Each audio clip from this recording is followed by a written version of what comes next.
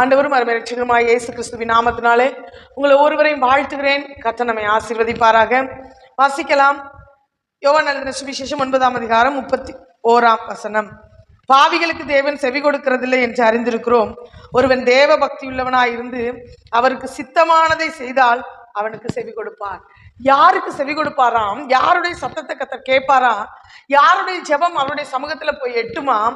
ஒருவன் தேவ பக்தி உள்ளவனாய் இருந்து அவருக்கு சித்தமானதை, அவருக்கு பிரியமானதை செய்தால் அவனுக்கு செவி கொடுப்பார்.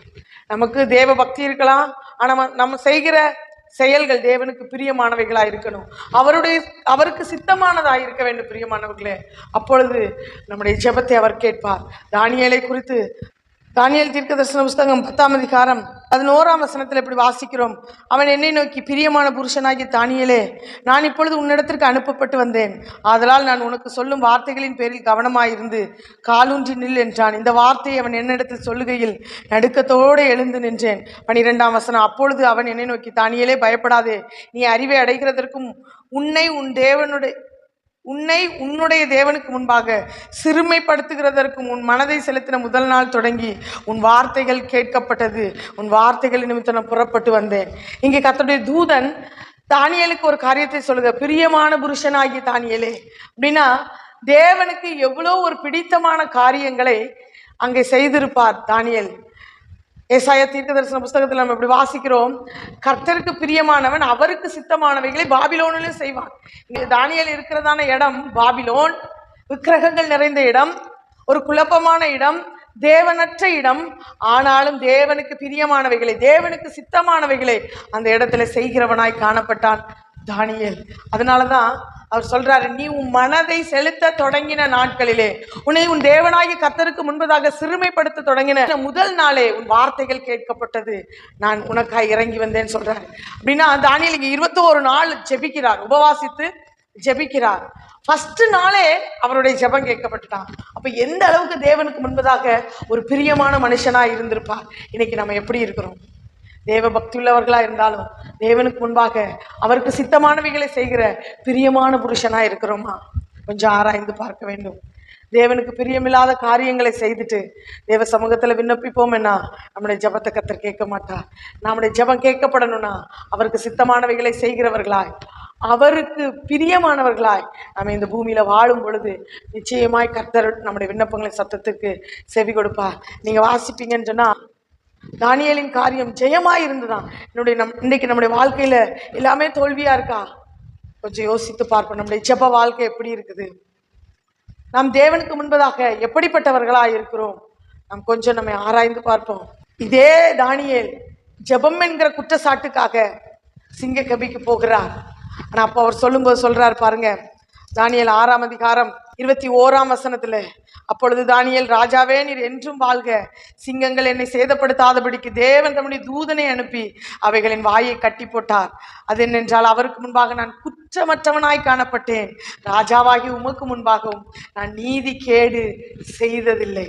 இன்னைக்கு நம்ம அப்படி சொல்ல முடியுங்களா? ராஜாவுக்கு முன்னாடி, அதிகாரிகளுக்கு முன்பதாக தைரியமா நான் நீதி கேடு செய்யல, தேவனுக்கு முன்பதாக நான் குற்றமற்றவனா இருக்கிறேன்னு நம்மளால சொல்ல முடியுமா? அல்ல தேவ பிள்ளைகளுக்கு முன்பாக, சபைக்கு முன்பாகத்தான் நம்மளால அறிக்கையிட முடியுமா? நம்முடைய வாழ்க்கை எப்படி இருக்கிறது? கொஞ்சம் ஆராய்ந்து பார்ப்போம். ராஜா வந்து கேட்கிறார்.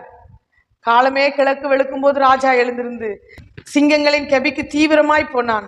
ராஜா கெபியின் கிட்ட வந்தபோது துயர சத்தமாய் தானியேலை கூப்பிட்டு, தானியேலே, ஜீவனுள்ள தேவனுடைய தாசனே, நீ இடைவிடாமல் ஆராதிக்கிற உன் தேவன் உன்னை சிங்கங்களுக்கு தப்புவிக்க வல்லவராயிருந்தாரா? ராஜா அறிஞ்சிருந்தாருங்க அவன் ஜெபிக்கிறவன்னு சொல்லிட்டு. இன்னைக்கு நாம ஜெபிக்கிற ஜெபம் நம்ம வீட்டுக்கு தெரியுதுங்களா? நம்ம ஜெபிக்கிறது நம்ம குடும்பத்துக்கு தெரியுதா? நம்முடைய கணவனுக்கு தெரியுதா? நம்முடைய பிள்ளைகளுக்கு தெரியுதா? இன்னைக்கு ஒருவேளை நாம் அப்படிப்பட்டவர்களா இல்லாம இருப்போம்னா தேவ சமூகத்துல நம்ம அர்ப்பணிப்போம். தேவ பக்தியுள்ள வாழ்க்கைக்கு நேராய் திரும்புவோம். தேவனுக்கு சித்தமானவைகளை செய்ய நாம் திரும்புவோம். நிச்சயமாய் அவர் நம்முடைய சத்தத்துக்கு செவி கொடுக்கிற தேவனாய் இருப்பார். தானியேலை போல இடைவிடாமல் தேவனோடு ஜெபிக்க நம்மை ஒப்பு கொடுப்போம். கர்த்தர் நம்ம எல்லா தீங்குக்கும் விலக்கி காப்பார். 6ஆம் அதிகாரம் 10ஆம் வசனத்தில் எப்படி வாசிக்கிறோம்? தானியேலோ என்றால் அந்த பத்திரத்திற்கு கையெழுத்திட்ட போதிலும் கூட தான் முன்பு செய்து வந்தபடியே பலகணிகள் திறந்திருக்க, எருசலேமுக்கு நேராய் பலகணிகள் திறந்திருக்க, வழக்கத்தின்படியே அவர் ஒரு டைமை வச்சிருந்தார். ராஜ அரண்மனையில உயர்ந்த ஸ்தானத்துல இருந்த மனுஷன்தான். ஆனா ஜெபிக்கிறது அவர் விடலைங்க. ஆனா இன்னைக்கு நமக்கு ஜெபிக்க நேரம் இல்லை, தேவனை தேட நேரம் இல்லை, அவ்வளோ பிஸியா இருக்கிறோம். தேவ சமூகத்துல முழங்கால் படியிட நமக்கு நேரம் இல்லை. தேவன் எப்படி நம்முடைய விண்ணப்பத்தின் சத்தத்துக்கு செவி கொடுக்க முடியும்? தேவன் எப்படி நமக்கு நன்மையை தர முடியும்? அவ்வளோ காரியத்துக்கு நடுவிலும் ராஜாவை தவிர மற்ற யாரிடத்துல விண்ணப்பம் பண்ணினாலும் மரணம் நிச்சயம் என்கிறதை அறிந்த போதிலும் கூட தன் தேவனாகிய கர்த்தரை தானியேல் தேடாம இருக்கல. அப்படி தேடினதுனாலதான் கர்த்தர் அவனுடைய காரியத்தை ஜெயமாய் முடிய பண்ணுகிறார். கர்த்தரே இறங்கி வந்து உன் வார்த்தைகள் கேட்கப்பட்டது, உன் ஜெபம் கேட்கப்பட்டது, நீ அறிவை அடைகிறதற்கும் பின் நாட்களிலே, வரும் நாட்களிலே, கடைசி நாட்களிலே செய்ய வேண்டிய காரியங்களை, இந்த பூமியில நடக்க வேண்டிய காரியங்களை தானியேலுக்கு வெளிப்படுத்தி கர்த்தர் கொடுக்கும்படியா அவருடைய விண்ணப்பத்தை கேட்டு பதில் கொடுக்கும்படியா இறங்கி வந்தார். பிரியமானவர்களே, இன்றைக்கும் தானியேலை போல தேவ பக்தி உள்ளவர்களாய், பிரியமானவர்களாய், அவருக்கு சித்தமானவைகளை செய்கிறவர்களா நம்ம தேவ சமூகத்துல விண்ணப்பங்களை ஏறெடுப்போம். நிச்சயமாய் தேவன் நமக்கு செவி கொடுப்பார். ஜெபிப்போமா? அன்பின் நல்ல பிதாவே, தேவன் எங்களோடு பேசுனீங்கப்பா. நாங்கள் தேவ பக்தி உள்ளவர்களாய் உமக்கு சித்தமானவைகளை செய்ய எங்களை நாங்கள் அர்ப்பணிக்கிறோம் ஆண்டவரே. தானியேலை போல இடைவிடாமல் நாங்கள் ஜெபிக்க எங்களுக்கு கிருபை தாங்க. எங்க விண்ணப்பத்தின் சத்தம் உங்க சமூகத்துல வந்து எட்டட்டும் ஆண்டவரே.